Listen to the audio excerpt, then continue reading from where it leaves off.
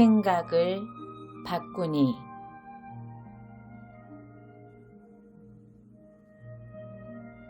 나는 노래를 잘 못한다. 잘 못한다고 하면 조금은 하는 것 같지만 음정을 못 맞춘다는 자의식이 워낙 강하기 때문에 남 앞에서 노래를 불러본 적이 학교 다닐 때 음악 시험 때 말고는 거의 없었던 것 같다. 노래를 못 부르면 불편한 점이 이루 말할 수가 없이 많다. 이전엔 무슨 모임이 노래자랑으로 이어질만 하면 슬그머니 뒤로 꽁무니를 빼곤 했는데 근래에는 노래방이라는 게 생겨 거기까지 안 따라가면 되기 때문에 그나마 다행이다. 그러나 딱하게도 듣는 음악까지 싫어하는 건 아니어서 집에서 혼자 음악을 들으며 이 세상에 태어난 걸 행복해 하기도 하고 산다는 것의 덧없음에 눈물 지을 적도 있다. 또 나는 노래를 못한다고 미리 양해를 구하고 따라가 본 노래방이라는 데도 신나고 즐거웠다.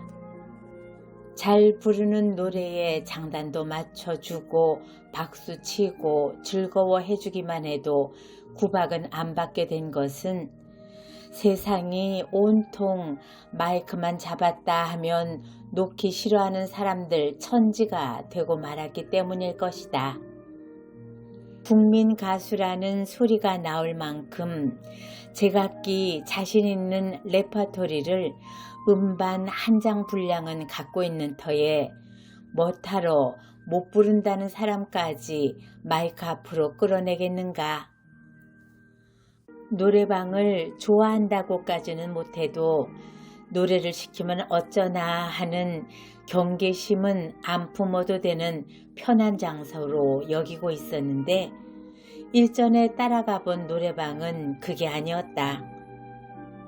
어떤 모임 끝에 인사동에서 저녁을 먹고 들어오는 길에 몇 사람이 노래방으로 빠졌는데 나도 거기 끼게 됐다.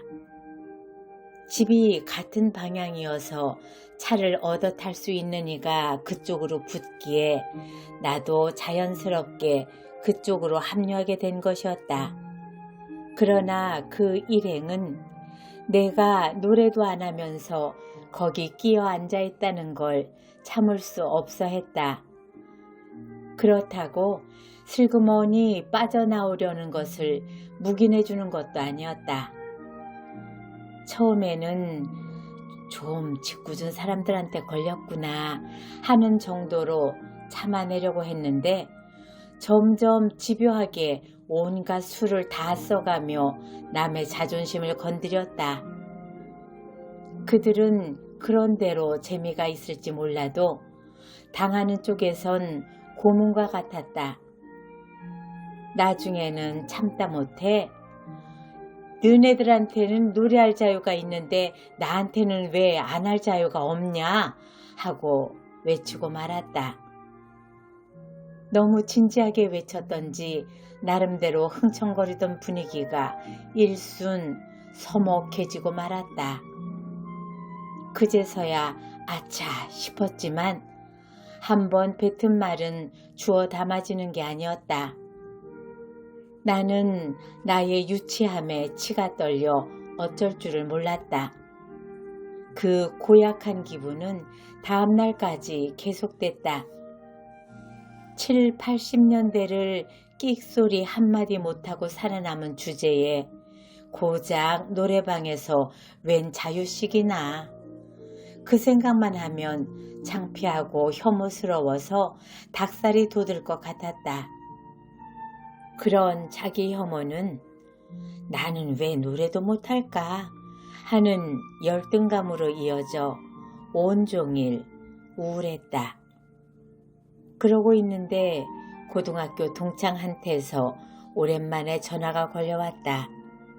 왜 목소리가 그 모양이냐고 먼저 이쪽의 우울증을 짚어내기에 나는 왜 노래도 못할까? 하면서 하소연을 시작했다. 친구는 딱하다는 듯이 내가 노래까지 잘하면 어떡하게 라고 말하는 게 아닌가? 나는 그 간단한 한마디를 뛸 듯이 반기며 정말 그렇게 생각하느냐고 재차 확인까지 했다. 기분이 단박 밝아졌다. 노래도 못한다고 생각할 적엔 나 같은 건 이 세상에서 무용지물과 다름없더니 노래까지 잘하면 어떡하느냐는 소리를 들으니까 노래만 빼고 내가 잘할 수 있는 게 줄줄이 떠올랐다. 10년 전 참척을 당하고 가장 힘들었던 일은 왜 하필 나한테 이런 일이 일어났을까 하는 원망을 도저히 지울 수 없는 거였다. 원망스럽기만 한 게 아니라 부끄럼까지 겹쳤다. 저 여자는 무슨 죄를 많이 지었기에 저런 일을 당했을까? 수군거리며 손가락질을 하고 있는 것 같았다. 세상이 나만 보고 흉보는 것 같아 두문불출하고 있어도 하늘이 부끄럽고 땅이 부끄러웠다. 슬픔보다 더 견딜 수 없는 게 원망과 치욕감이었다. 하늘도 부끄럽고 땅도 부끄러워 이 세상에서는 도저히 피할 곳이 없으니 차라리 죽고 싶었다. 그때 만난 어떤 수녀님이 이상하다는 듯이 나에게 질문을 던졌다. 왜 당신에게는 그런 일이 일어나면 안 된다고 생각하느냐는 질문이었다. 그래, 내가 뭐간데 누구에게나 있을 수 있는 일을 나에게만은 절대로 그런 일이 일어나면 안 된다고 여긴 것일까? 그거야말로 터무니없는 교만이 아니었을까? 그 수녀님은 아직 서원도 받기 전인 예비 수녀님이었다. 그러나 학덕 높은 현자보다도 깨달음의 경지에 다다랐다고 일컬어지는 성직자보다도 더 깊은 가르침을 나에게 주었다. 그건 깊다기보다는 아마 적절한 가르침이었었을 것이다. 한마디 말이 천냥 빚을 갚는다는 말도 있지만 말의 토시 하나만 바꿔도 세상이 달라지게 할 수도 있다. 손바닥의 앞과 뒤는 한 몸이요 가장 가까운 사이지만 뒤집지 않고는 볼 수 없는 가장 먼 사이기도 하다. 사고의 전환도 그와 같은 것이 아닐까? 뒤집고 보면 이렇게 쉬운 걸 싶지만 뒤집기 전엔 구하는 게 멀기만 하다.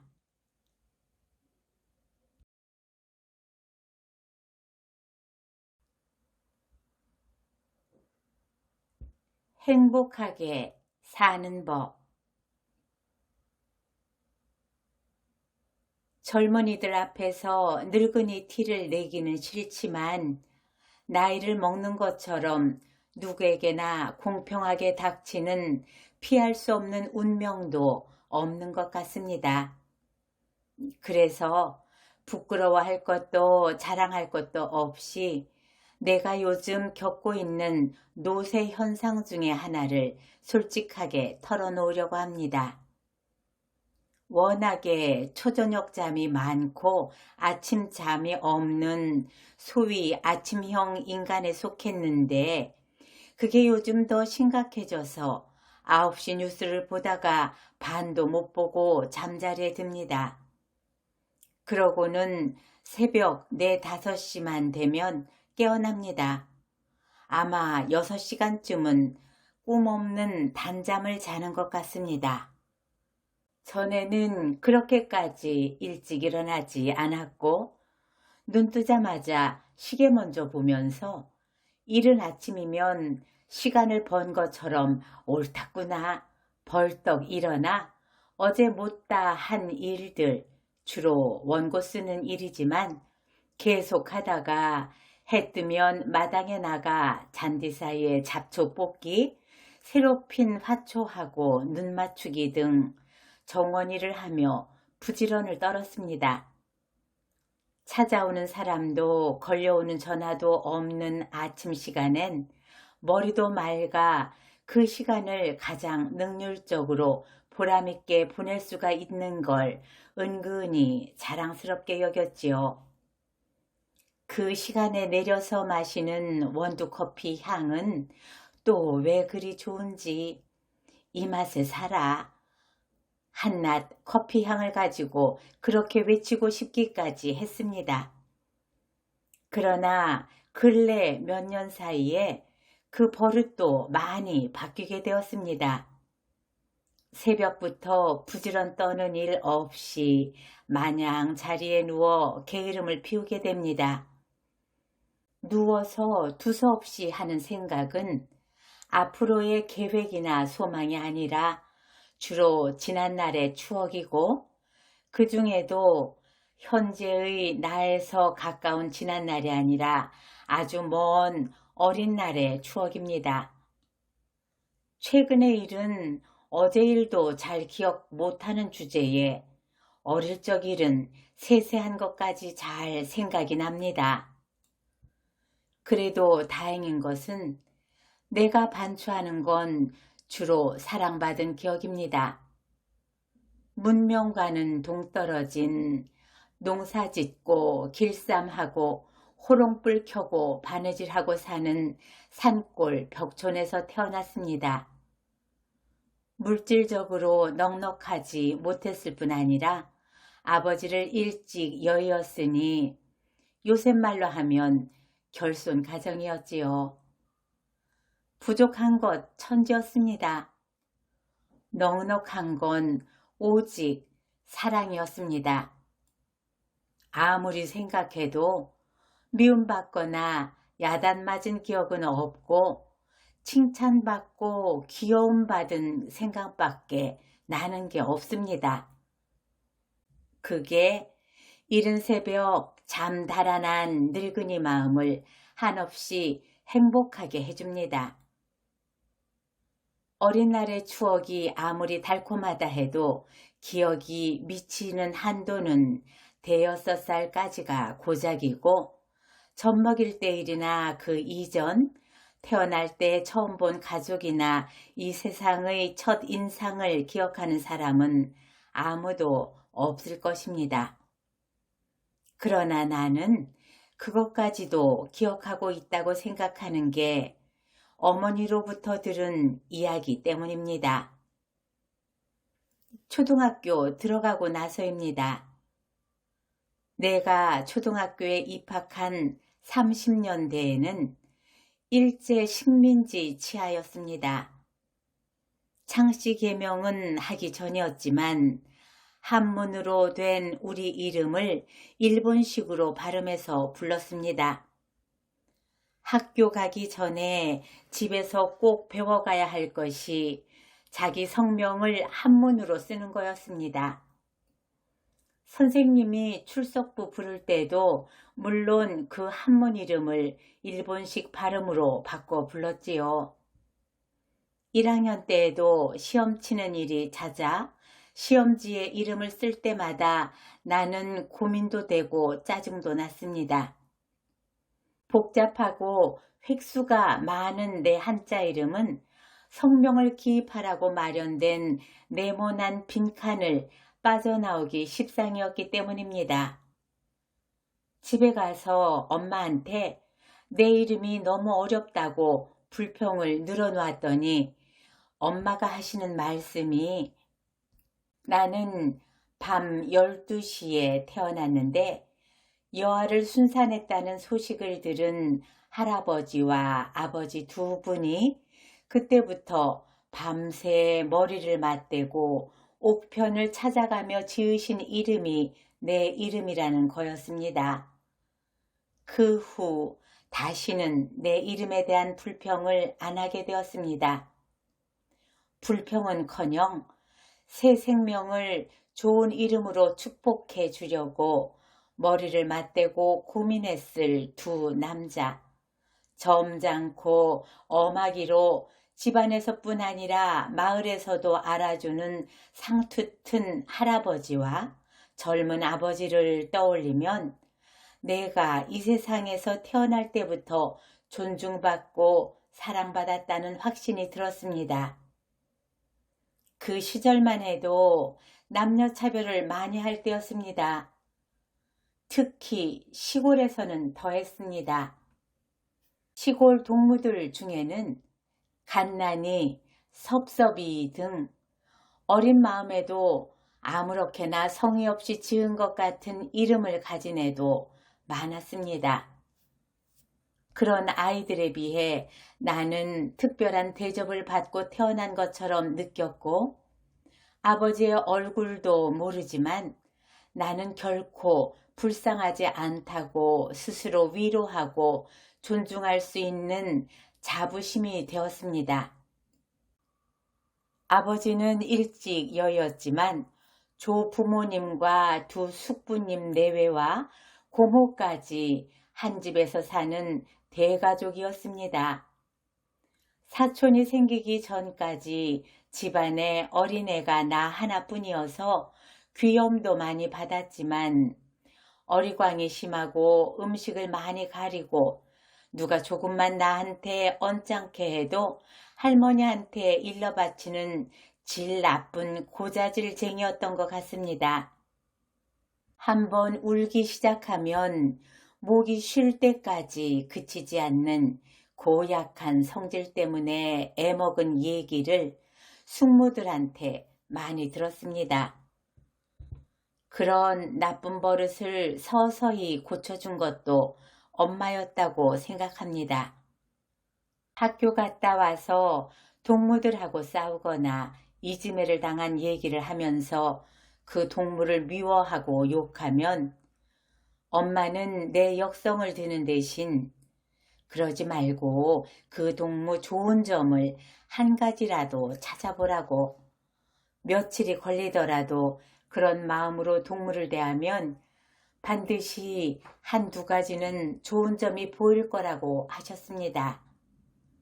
그렇지만 어리광이 몸에 배고 고자질하기 좋아하는 고약한 버릇에 누구 편도 안 드는 그런 말씀이 먹혀들 리 없었습니다. 그러나 일러 바쳐야 소용이 없다는 걸 알게 되고부터 차츰 고자질하는 버릇은 없어지게 되었습니다. 그리고 엄마한테 귀가 따갑게 들은 남의 좋은 점을 찾아내면 내 속이 편하고 내 얼굴도 예뻐질 거라는 엄마의 잔소리는 철들고 어른 되어 엄마한테 그런 소리를 안 듣게 된 후에 오히려 더 자주 생각나고 어떡하든지 지키고 싶은 생활 신조 같은 것이 되었습니다. 그리고 엄마가 나한테 하신 것과 똑같은 잔소리를 내 아이들에게 하게 되었고 내 성질까지 정말 그런 사람이 된 것처럼 느낄 때가 많습니다. 남의 좋은 점만 보는 것도 노력과 훈련에 의해서 얼마든지 가능한 일이라고 단언할 수 있으니 누구나 한번 시험해 보시기 바랍니다. 남의 좋은 점만 보기 시작하면 자기에게도 이로운 것이 그 좋은 점이 확대되어 그 사람이 정말 그렇게 좋은 사람으로 변해간다는 사실입니다. 믿을 수 없다면 꼭 한번 시험해 보기 바랍니다. 옛 성현의 말씀 중에도 이런 게 있습니다.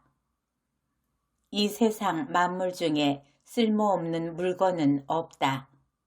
하물며 인간에 있어서 어찌 취할 게 없는 인간이 있겠는가?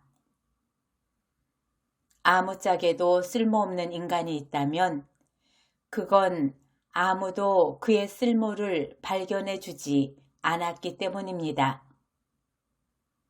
발견처럼 보람있고 즐거운 일도 없습니다. 누구나 다 알아주는 장미의 아름다움을 보고 즐거워하는 것도 좋지만 아무도 거들떠보지 않는 들꽃을 자세히 관찰하고 그 소박하고 섬세한 아름다움에 감동하는 것은 더 큰 행복감이 될 것입니다. 우리 삶의 궁극의 목표는 행복입니다. 행복하려고 태어났지 불행하려고 태어난 사람은 아무도 없습니다. 누구나 행복하게 살기를 원하지만 각자 선택한 행복에 이르는 길은 제각각 다릅니다.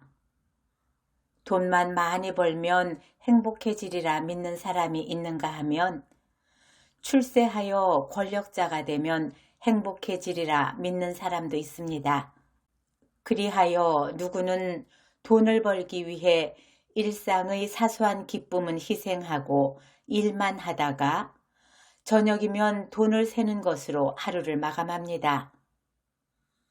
돈을 세는 일은 갈증난 이가 소금물 마시듯이 잠시의 목마름은 채워줄지 모르지만 곧 더 목말라집니다. 그래서 하루하루 더 욕심에 쫓기어 휴식을 모릅니다. 권좌에 오르고 싶은 사람도 마찬가지입니다. 권좌라는 사닥다리엔 정상이 없습니다. 설사 나 외엔 윗자리가 없는 정상에 올랐다고 칩시다. 그러면 그 자리를 더 오래 혼자서 누리고 싶은 욕심에 뒤에서 기어오르는 모든 사람을 적대시하고 발길질하며 전전긍긍하게 되겠지요. 미처 정상의 기쁨을 누릴 새도 없이 말입니다. 최고의 부자, 최고의 권력자도 시시하게 여길 수 있는 게 아마도 학문이나 예술일 겁니다. 그러나 미나 진리의 추구처럼 천부의 재능 없이는 끝이 안 보이는 분야가 없고 설사 재능이 있다 하여도 좌절과 절망을 일용할 양식삼을 각오가 되어 있지 않으면 도전하기 힘든 분야가 그 분야라고 생각합니다. 어떤 전문 분야나 마찬가지입니다. 중고등학교 땐 좋은 대학만 들어가면 성공한 인생을 반쯤 달성한 줄 알지만 세상은 그렇게 만만하지 않습니다.